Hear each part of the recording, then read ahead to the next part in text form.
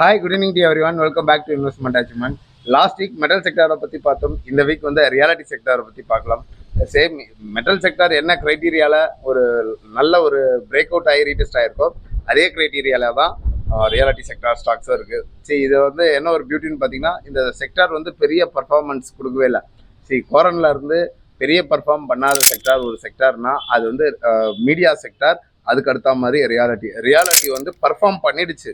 Last year நம்ம சொன்ன ஸ்டாக்ஸ்லாம் வெறித்தனமான பர்ஃபார்மன்ஸ் பண்ணிட்டு அது வந்து நல்ல ஒரு எரோட் ஆயிடுச்சு. ப்ராஃபிட்டை வந்து எரோட் பண்ணிடுச்சு. அது ப்ராஃபிட் எரோட் பண்ணிடுச்சுன்னா என்ன சொல்லலாம், நல்ல ஒரு ஹைக் போச்சு, அங்கேருந்து ஒரு கரெக்ஷன். இதை வந்து பிரேக் அவுட் அண்ட் ரீடெஸ்ட்ன்றத கன்சிடர் பண்ணலாம்.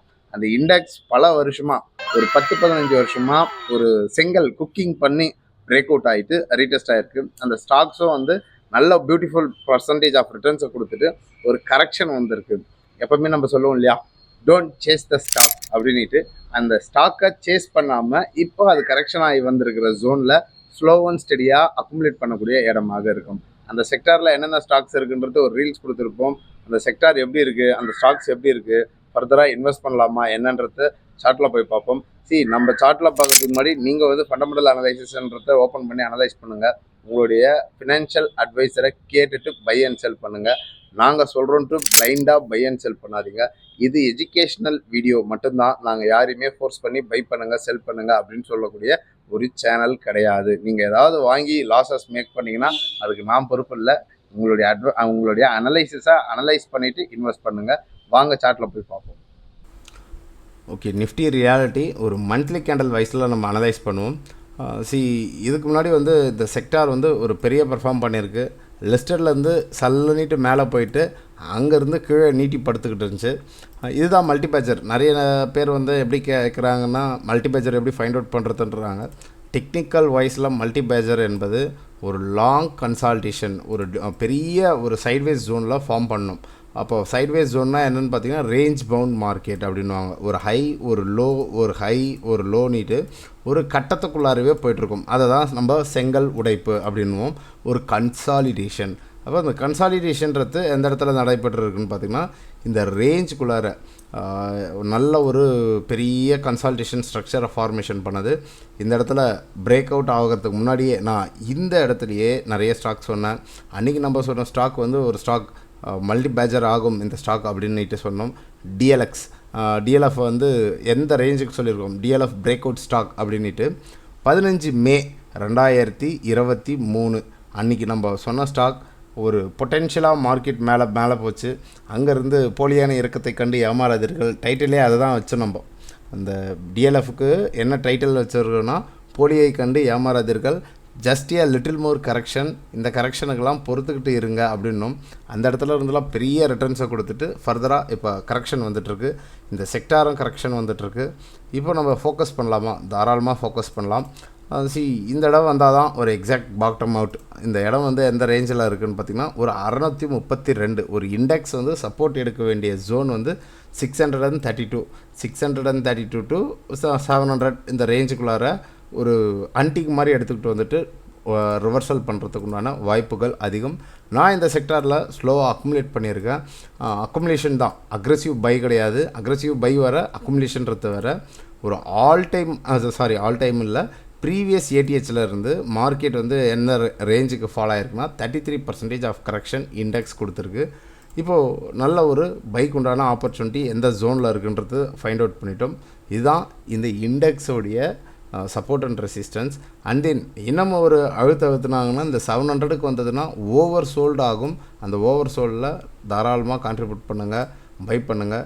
ஒரு டயக்னல் சப்போர்ட் அல்ல, இன்னும் கொஞ்சம் வந்து அந்த இண்டெக்ஸ் வந்து இந்த இடத்துலலாம் சப்போர்ட் எடுக்காமல் ஃபர்தராக ஃபாலோ ஆகுதுன்னா ஒரு 572 டு 580 அந்த ரேஞ்சு வர காலம் வரத்துக்குண்டான வாய்ப்புகள் இருக்குது. ஃபர்தர் கரெக்ஷன் வந்தால் இன்னும் ஒரு 30-35% கூட ஃபாலோ ஆகிறதுக்குண்டான வாய்ப்புகள் உண்டு. சொன்ன திங்ஸ் ஞாபகத்தில் வச்சுக்கோங்க. நான் இன்வெஸ்டிங் க்ரைட்டீரியாவில் தான் அக்குமுலேட் பண்ணுறேன்.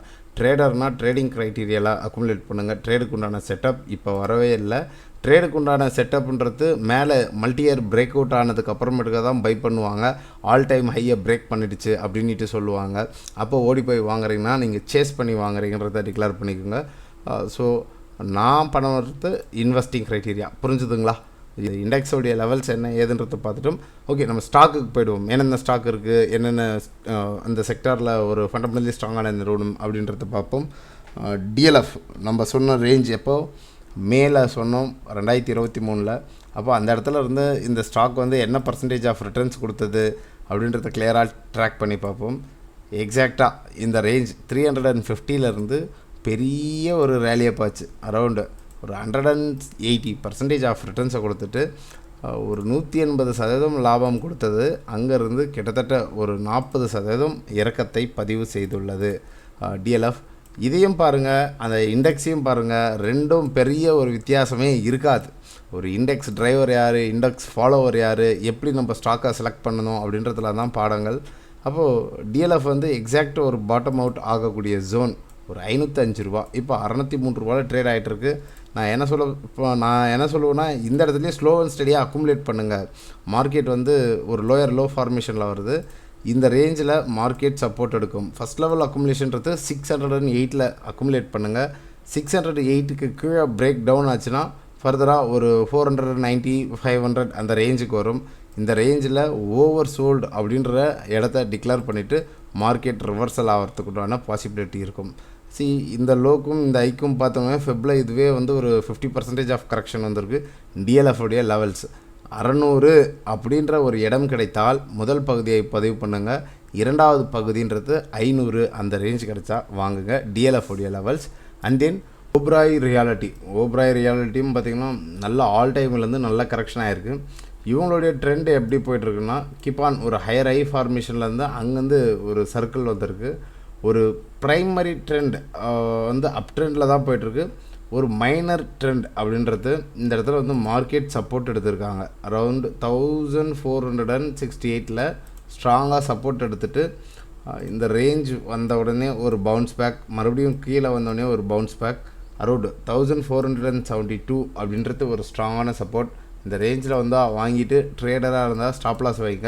ஃபர்தராக இந்த ரேஞ்சுக்கு கீழே ஓப்பன் அண்ட் க்ளோஸ் கிடச்சதுன்னா ஃபால் ஆகும்.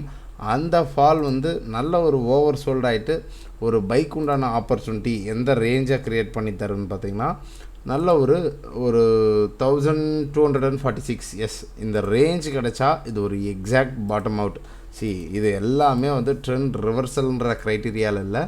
மார்க்கெட் நல்ல ஃபால் ஆகிட்டு வருது.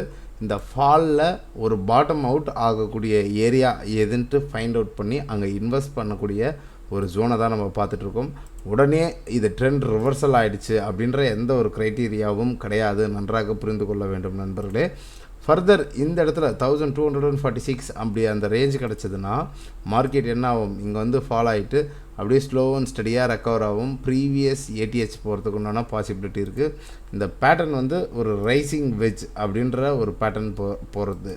அப்போது அடுத்த ஸ்விங் இந்த ஒரு ஹைக் போயிட்டு அங்கேருந்து ஒரு கரெக்ஷன் வந்தவொடனே சச் ஏ சைட்வேஸ் போயிட்டு மறுபடியும் பெரிய ஒரு ஹைக். அப்போது இந்த கரெக்ஷன் வந்து முடிக்குமானால், சச் ஏ சைட்வேஸ் கொடுக்குமானால் மறுபடியும் மார்க்கெட் வந்து பெரிய ஒரு ரேலியை பார்க்கறதுக்கு உண்டான வாய்ப்புகள் இருக்குது.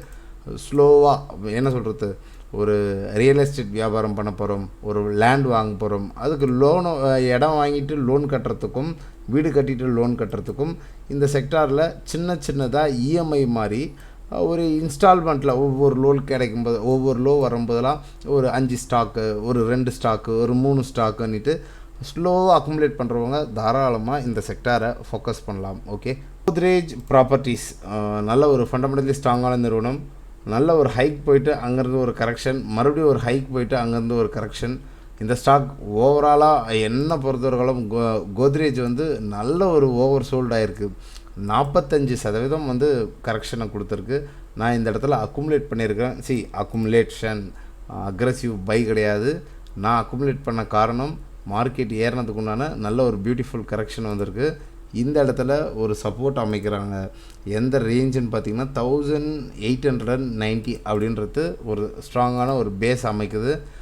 இங்கேருந்து ஃபர்தராக இந்த ஸ்டாக்கை வந்து ஸ்விங் பண்ணணும் அப்படின்ட்டு விருப்பப்படுறவங்க, பர்டிகுலராக எந்த ஸ்டாக்கில் சொல்கிறேன் நான், இந்த ரேஞ்ச் 2200க்கு மேலே பிரேக் அவுட் அண்ட் ரீடெஸ்ட் கிடச்சதுன்னா மார்க்கெட் வந்து ஃபஸ்ட் லெவல் ரெசிஸ்டன்ஸாக ஒரு 2556க்கு மூவ் ஆகும். அப்போ இந்த ரேஞ்ச் என்னென்னு பார்த்திங்கன்னா மார்க்கெட் செல் ஆகிட்டு ஒரு அக்குமுலேஷன் நடக்குது. அக்குமுலேஷன் வந்து டிஸ்ட்ரிபியூஷன் ஆகிறதுக்கும் வாய்ப்பு இருக்குது. ஃபர்தராக market break down and retest ஆச்சுன்னா ஃபால் ஆகும்.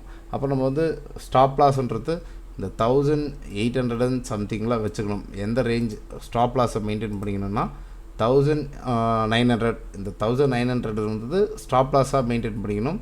டார்கெட் ஃபஸ்ட் லெவல் டார்கெட் இந்த இடத்துலேயே பிரேக் வரும்ன்ட்டு எதிர்பார்த்தோம், வரலை. மறுபடியும் இங்கே கரெக்ஷன் ஆகிட்டு இந்த இடத்துல இருந்து வாங்கிட்டு நீங்கள் ஸ்டாப் லாஸ் மெயின்டைன் பண்ணிங்கன்னா ஒரு short term returns 33% of ratio இருக்குது. இதுக்கு மேலே பிரேக் அவுட் அண்ட் ரீடெஸ்ட் ஆச்சுன்னா தான் ட்ரேடுக்கு உண்டான confirmation. Break out and retest ஆச்சுன்னா ட்ரேடிங்க்கு உண்டான க்ரைட்டீரியாவை பார்க்கலாம். இந்த ஸ்டாக் ஓவர் சோல்ட். இதை நான் பர்டிகுலராக இந்த ஸ்டாக்கை எடுத்ததுக்கு காரணம் வந்து இந்த ரேஞ்சுக்குள்ளார தெரியுதுங்களா, இந்த ரேஞ்சுக்குள்ளார ஒரு ரவுண்டிங் பாட்டம் பேட்டர்ன். எந்த ரேஞ்சுன்னு பார்த்தீங்கன்னா இதற்குள்ளாரவே ஒரு ரவுண்ட் பாட்டம், நல்ல ஒரு ஸ்ட்ராங்கான ஒரு பேஸ் அமைச்சிட்டு மார்க்கெட் பிரேக் அவுட் ஆச்சு. நான் இந்த ரேஞ்ச்லேயும் ஒரு கால் கொடுத்துருந்தோம். 1900 பை பண்ண சொன்னோம். நான் பை பண்ணியிருந்தேன். பை பண்ணிவிட்டு மார்க்கெட் நல்ல ஒரு 85% போச்சு. அங்கே விற்க முடியல, ஃபால் ஆகிட்டு மறுபடியும் ரிட்ரேஸ்மெண்ட் ஆகிட்டு இந்த ஜோனில் தான் ப்ராஃபிட்டை கட் பண்ணேன். அப்போ நான் என்ட்ரி போன இடத்துலக்கும் ஒரு ப்ராஃபிட்டை கட் பண்ண இடத்துக்கும் 73% எனக்கு ரிட்டர்ன்ஸ் கொடுத்தது. நான் அந்த இடத்துல விற்கலைன்னா என்ன ஆயிருக்கும், மீண்டும் வந்து என்னுடைய வாங்கின இடத்துக்கே வந்துடும். இதை தான் சொல்கிறது, பார்ஷியல் ப்ராஃபிட் புக்கிங் பண்ண வேண்டிய இடத்துல பண்ணணும். இதெல்லாம் பண்ணலைன்னா ஸ்டாக் மார்க்கெட்டில் கண்ணில் பார்த்த ப்ராஃபிட் வந்து காணல் நீராக போயிடும். நல்ல ஒரு இன்னமும் ஒரு கரெக்ஷன். இது வந்து நல்ல இந்த இடத்துல வந்து சப்போர்ட் எடுக்காமல் மார்க்கெட் ஃபால் ஆச்சுன்னா ஒரு 1850 1800 அப்படின்றது ஒரு எக்ஸ்ட்ரீம் ஒரு ஓவர் சோல்டு ஆகக்கூடிய இடமாக இருக்கும். இன்னும் ஒரு 15% ஃபால் ஆகிது என்றால் வாங்குவதற்குண்டான பெஸ்ட் பயபிள் ப்ரைஸாக இருக்கும். அப்போ இண்டெக்ஸும் அங்கே கரெக்ஷன் ஆகிருக்கும். இந்த 3 ஸ்டாக்குடைய லெவல்ஸ் இதுதான். இன்வெஸ்ட் பண்ணுறதா இருந்தாலும் ட்ரேட் பண்ணுறதா இருந்தாலும் நீங்கள் யார் என்ன ஏதுன்றது தெரிஞ்சு புரிஞ்சு பண்ணுங்கள். ட்ரேடர் ஸ்டாப் லாஸை மெயின்டைன் பண்ணுங்கள். இன்வெஸ்டர் பை ஆன் டிப்ஸ்ன்றது ஸ்லோ அண்ட் ஸ்டடியாக பண்ணுங்கள். அக்ரெசிவ் பைக் உண்டான ட்ரெண்ட் ரிவர்சல்லாம் இந்த செக்டாரில் இன்னும் நடைபெறலை. ஓகே, ப்ராப்பர் டெக்னிக்கல்ஸ் லேர்னிங் பண்ணி ஏர்ன்ஸ் பண்ணணும் அப்படின்ட்டு விருப்பப்படக்கூடிய நண்பர்கள் மே 31 கிளாஸஸ் ஸ்டார்ட் ஆகுது. எவ்ரி சாட்டர்டே அண்ட் சண்டே மட்டும்தான் classes, no more recording classes. என்னுடைய வாட்ஸ்அப் நம்பர் இது தான். கிளாஸஸ்க்கு உண்டான டீட்டெயில்ஸ் என்ன ஏதுன்றது ஒரு வீடியோவில் கிளியராக கொடுத்துருப்போம். அந்த வீடியோடைய லிங்க்கும் டிஸ்கிரிப்ஷனில் பின் பண்ணுறேன், பாருங்கள். ஜாயின் பண்ணி ஏர்ன் பண்ணணுன்ட்டு விருப்பப்படக்கூடிய நண்பர்கள் கிளாஸஸில் ஜாயின் பண்ணலாம். பார்க்கக்கூடிய நண்பர்கள் மறக்காமல் ஒரு லைக் பண்ணுங்கள், சப்ஸ்கிரைப் பண்ணுங்கள். நீங்கள் போடக்கூடிய ஒவ்வொரு லைக்கும் சப்ஸ்கிரைபும் தான் எங்களை அடுத்த ஒரு மோட்டிவேஷனலாக அடுத்த ஒரு வீடியோவை மேக் பண்ணுறது. மற்றும் ஒரு பதிவில் உங்களை சந்திக்கிறேன். இப்படிக்கு உங்கள் நண்பன் பாலாஜி ரஞ்சிதா.